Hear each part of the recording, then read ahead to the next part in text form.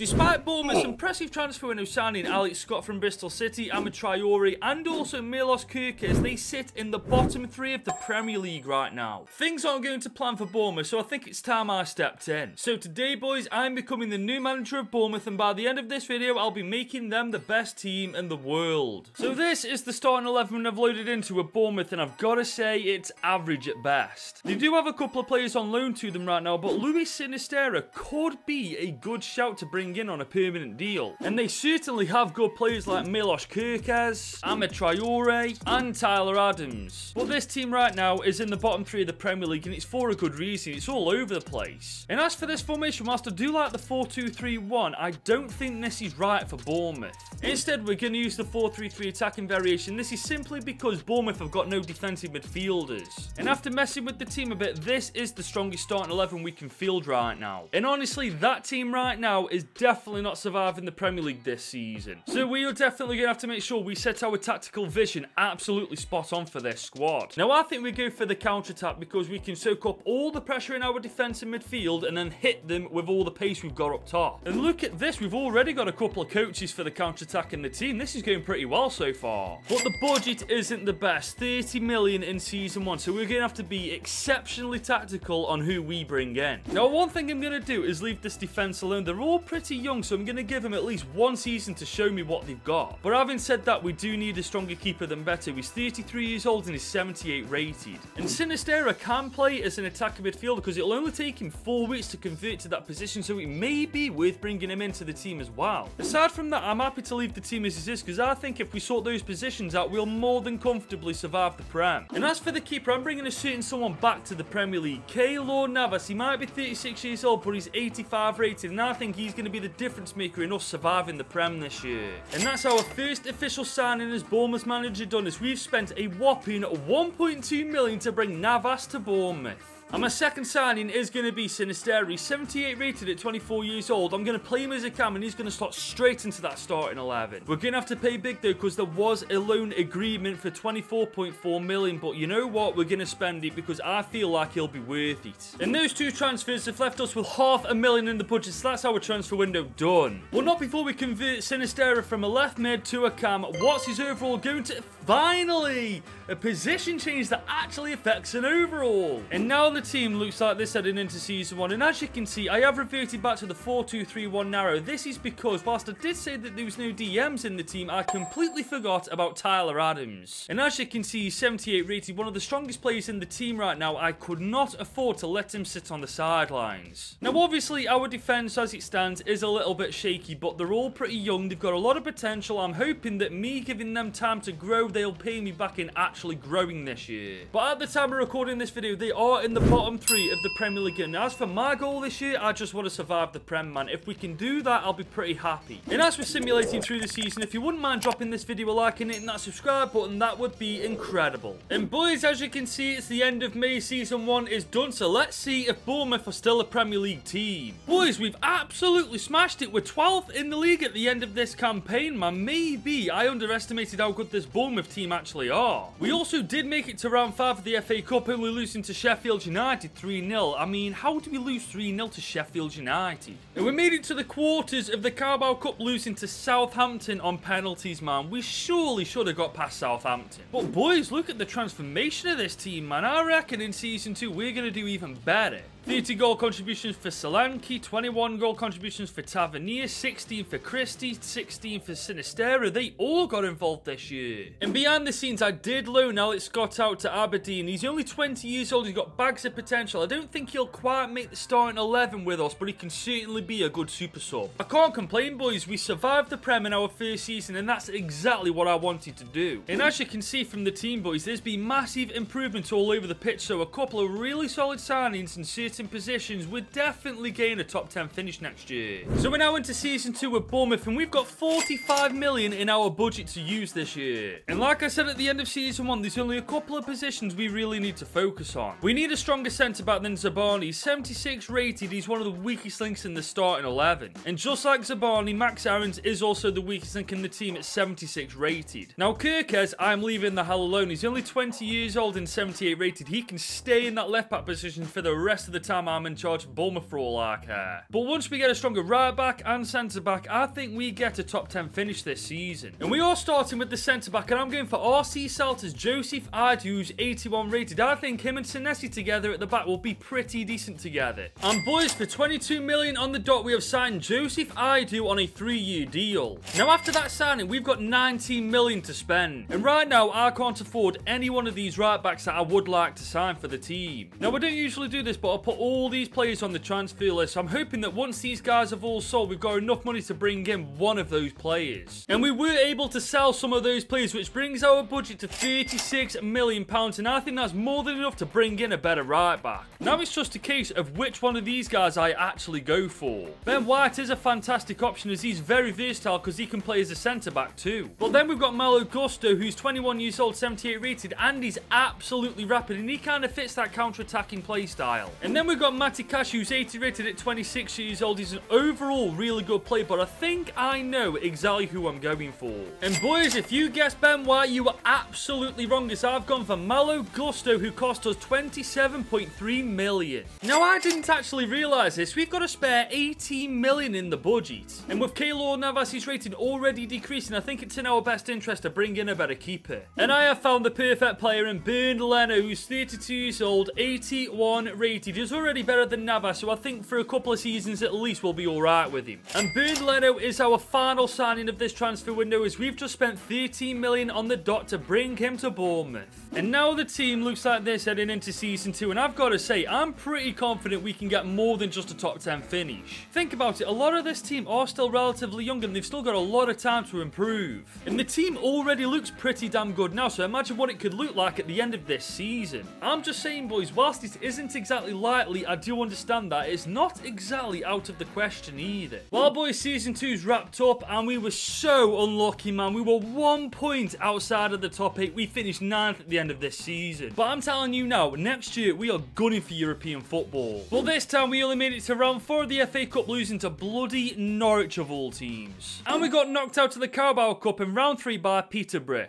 It's not been a good season, has it? But look at the improvement in this team, man. I don't really understand why most of them are unhappy, man. We've done bloody well this year. What's up with you? Dominic Solanke's turning out to be good, boys. 24 goal contributions in 43 games isn't bad at all. We were this close to a top 8 finish, man. I'm telling you now, next year with the right signings and the right positions, we are getting top 6 football. So, boys, we're now into season 3 with Bournemouth, and as you can see, I've been a little bit busy hiring coaches. And when you look at this team, there's only a couple of positions we actually need to improve if we want to take Bournemouth to that next level. We need a stronger centre-back than Senesi. He is 78 rated, but he's one of the weakest links in the starting 11. And as much as I like him, Billing isn't good enough anymore. He's 79 rated, and we need a stronger midfielder to partner up with Tyler Adams. Once we sorted those positions out, I think this starting 11 is more than ready for Europe. And with a budget of 64 million, I'm almost certain we can sort those positions out with relative ease. And starting with the midfield, I'm going for Basuma from Tottenham Hotspur. He's 82 rated, and in my opinion, EA have done him dirty because in real life, he's an absolute beast. And due to the fact his contract was running out, we got an absolute bargain, only having to spend 18.7 million to bring him to Bournemouth. And as for the centre-back, I'm making a big move here. Treble-winning Manuel Akanji's 83 rated, 29 years old. I think this guy's going to be the game changer for us this season. And we are going to wrap up our transfer window by signing Akanji for 30 million on the dot. And now the team looks like this heading into season 3, and I think this is our year to get into that top 6. Every single player in this team is now 80 rated or above, and that is a very good sign. If last year with a weaker side than this, we just missed out on a top 8 finish, with a stronger team, who knows what we can get. So boys, as you can see, we're at the beginning of June. It's the end of yet another season in charge of Bournemouth, so let's see if we've actually got European football. We've done it, boys! Top 6 football. We were only 1 point outside the top 5 as well, but it does not matter. We've got European football for season 4. What did I tell you, boys? What did I tell you? This team is ready for European football. But we lost to Accrington Stanley in round 2 of the Carabao Cup. Someone explain to me how that works. And we made it to the FA Cup final, losing 4-2 to United, man. So we lost to Accrington Stanley in the Carabao Cup, but made the FA Cup final. Like, this game does not make sense. And you know what else doesn't make sense? Why everybody's miserable? We've got top 6 football and time we made the FA Cup final, man. What the bloody hell's up with them? But Solanke, once again, 30 goal contributions this time in 45 games. This guy's an underrated striker on this game. Lads, each season with Bournemouth just gets better and better, and we finally got qualification for European football. Hopefully that means our budget next year gets a little bit higher, which means we can bring in the higher quality players we need to actually compete in that competition. So it's now time to dive into season 4 with Bournemouth, and looking at that starting 11, I think it's pretty obvious where we need to improve the squad. It's time to get better wingers, man. Clavitt and Tavernier are pretty solid players, but if we're going to do well in Europe, we need better, stronger and more clinical wingers than these pair. We may have to consider getting a new keeper too. He's 84 rated, granted, but he is 34 years old. That overall may not stay like that for long.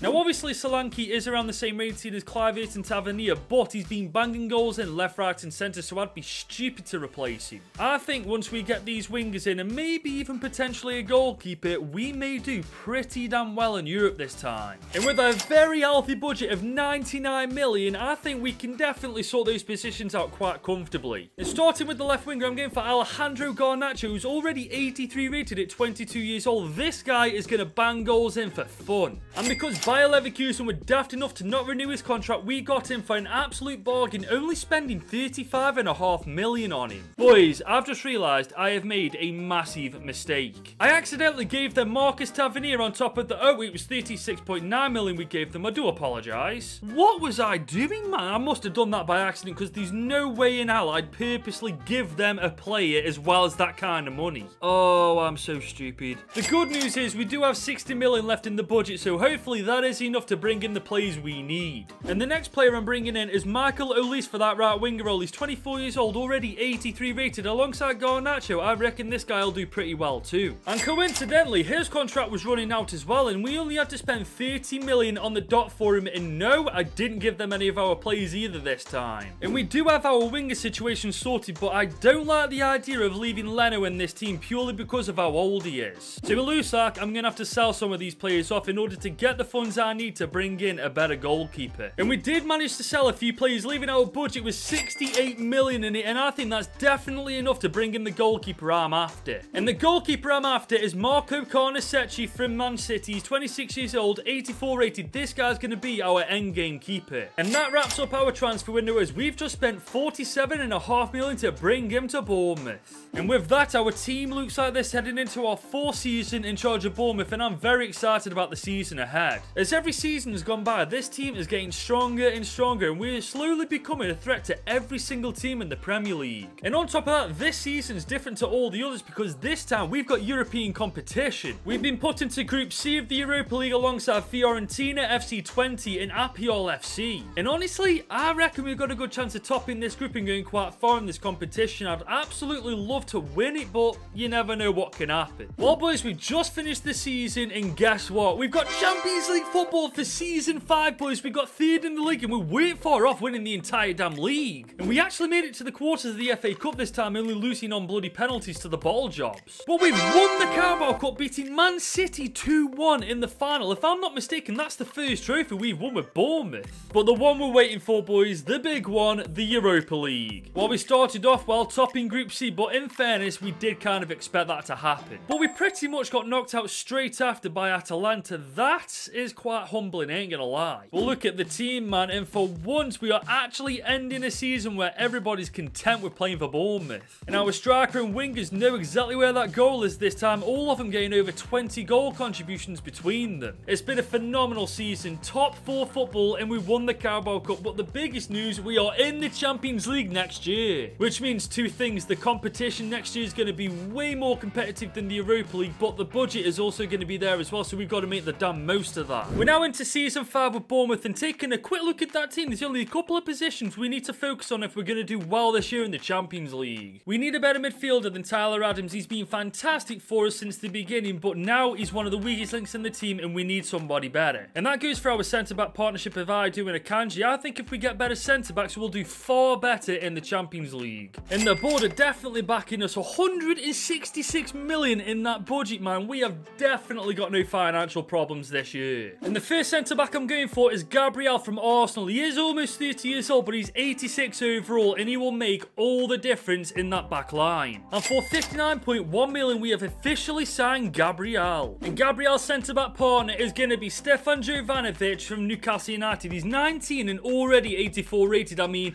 do I really have to say any more than that? And boys, for 44 million, we have got Jovanovic in our team, and we've got our defence completely sorted out. And that leaves only the defensive midfielder position to sort out, and I'm bringing somebody in who's quite familiar with Basuma already. That's right, I'm bringing Højbjerg in from Manchester United. He's 85 overall, granted he's in his 30s, but honestly, this guy's a beast. And we are wrapping our transfer window up with the signing of Pierre-Emile Højbjerg for 35 million. And now the team looks like they're heading into Season 5, and I'm very confident about the Champions League this year. I'm not saying we're going to win it, but with the strength we've got in this team, I definitely won't put it past us to get to at least the quarterfinals. And speaking of, we've been put into Group D alongside Fiorentina, Sevilla and Dynamo Kiev. And with the quality we've got in our team, we should absolutely dominate Group D and fly through to the round of 16. Well boys, we've just arrived in January and we are inside the top 4, and I'm really happy about this, but Manchester City have defo got this league in the bag, man. There's no way in hell we're catching them from here. And just like I wanted to, we topped Group D with flying colours and we cruised to the knockouts. And no, Lisa's our top goal scorer with 15 goals and 4 assists in 26 games. Not bad at all for the lad. Now we have got 14 mil in the budget, but realistically that is never in a million years going to improve the team, so I'm just going to leave the transfer window as it is. Which means this is the starting 11 heading into the knockouts for the very first time. And honestly boys, I'm telling you, we're going to do well in the knockouts, man. Obviously it depends on who we get drawn up against, but I reckon we can give any team in that competition a bloody good game. And boys, up first in the round of 16 is RB Leipzig, and I've got to tell you boys, I'm not being biased, but I think our team absolutely smokes theirs. I mean, look at our team, for God's sake. I'll be very surprised if we don't go and beat them. There you go,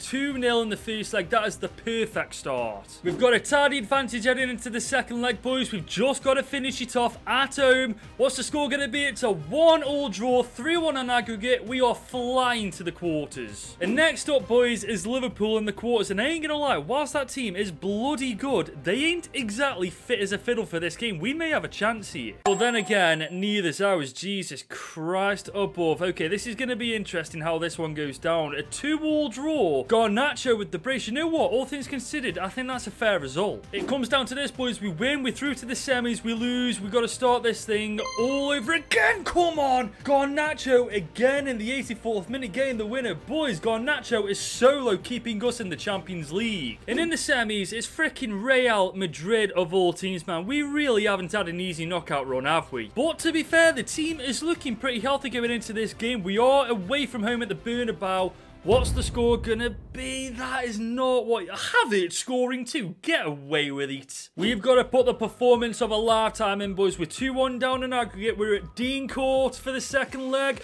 And we've done it! Garnacho, oh my God. Garnacho is honestly incredible. He has solo got us to that Champions League final. And in that Champions League final, we're facing Barcelona. Now, that game isn't going to be easy in the slightest. But heading over to the Prem, what the bloody hell happened to us, man? 8th in the league. Like...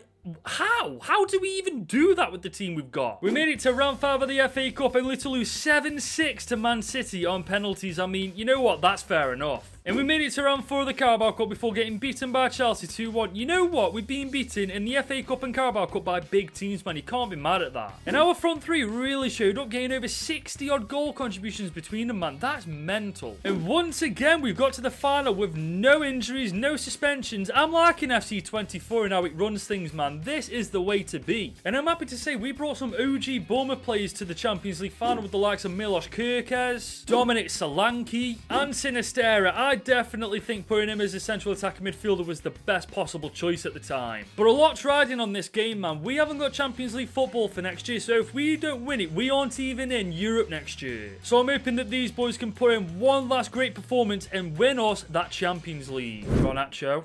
He's got a bit of room now. It's going to have apart from distance to Stegen with the save. We've got the first corner. I'm going to try something different here. Sinistera on the... Oh! Could you imagine if that went in? Suma's on the ball now. He's found Garnacho. Oh, he's broke. Oh, my God. No. There's no way. Ter Stegen, you are not that good. You must be about 40 at this point. It's mental how we're supposed to be playing counter-attacking football, yet we've been the one with all the chances pegging Barcelona in their half. Oh, Barcelona with the first attack. Great save. Barca are pushing forward. We need some players back, man, because it's... Oh, there's no way. That is a phenomenal save. Milos Kerkez is on the ball now. Oh, that's a fantastic run from Garnacho. He's through. 1-on-1 with the keeper. Please put it away. Come on, that is the chance we were needing. Garnacho, who else would it be? The man who pretty much carried us to the Champions League final has got a goal in it. Phenomenal ball by Milos Kerkez. Garnacho's got the pace, the composure to tuck it in the bottom right corner of the goal. For once, Ter Stegen's got no chance. Oh, Barca are pushing forward though now. Oh, there's no way. What was that? Why didn't the defender just back off from him? It only takes Barca one chance to get back in the game. And they got back in the game with one chance. Honestly, man, Barcelona, go sucker. Big fat bagger. Barca are pushing forward again. Why is no... Oh, there's no way. Oh, my God. That is a phenomenal save. Milos Kerkez is on the ball. Garnacho. Oh, that's perfect. That is literally perfect. Please, we've got to tuck this away. Thank God for that. I believe that is Sinistero with the goal. Beautifully worked. Alejandro Garnacho to Solanke. Solanke to Sinistera. And Sinistera to the bottom right corner of the goal. Now, for the love of God, don't concede directly after bloody scoring. We've got just over 10 minutes to hold on to this lead, man. Barcelona right now are absolutely killing us. And look at this. Buldanzi's whipped one into the box. Great bloody defending. Barcelona again pushing forward. Oh, no, not like this. Can we get this ball away, please? Thank you. Garnacho's on the ball. Oh, look at him go. The little Argentinian magician could put... Oh, my God. That's got to be game over, right? Surely. Is that game over? Oh, it's a bloody substitution. This has got to be one of the last kicks of the game. And there it is. Bournemouth are the winners of the Champions League this year by beating Barcelona 2-1. We have made Bournemouth officially the best team in the world. And Barcelona made us bloody work for that one, let me tell you. That took us 5 long seasons, but in the end, we created an absolute monstrosity with Bournemouth, and we won the Champions League with them. And if you're still here, thank you so much for watching this video, but if you enjoyed that, you should definitely click here to watch me rebuild Roma.